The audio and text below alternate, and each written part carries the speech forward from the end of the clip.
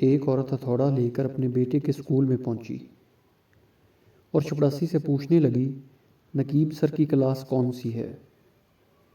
ہتھوڑے کو دیکھ کر چپڑاسی نے ڈرتے ہوئے پوچھا، آپ کو ان سے کیا کام ہے؟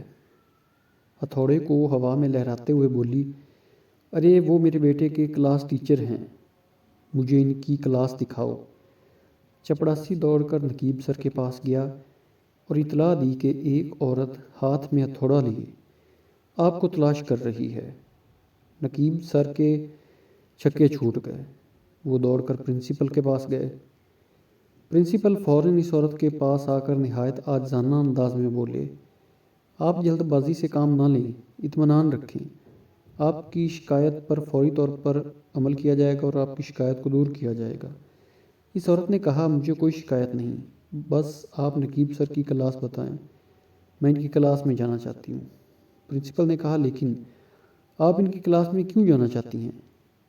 اس عورت نے کہا، کیونکہ مجھے وہاں اس بینچ کے کیل ٹھوکنے ہیں جس پر میرا بیٹا بیٹھتا ہے، کل وہ تیسری بار پینٹ پھاڑ کر آیا ہے۔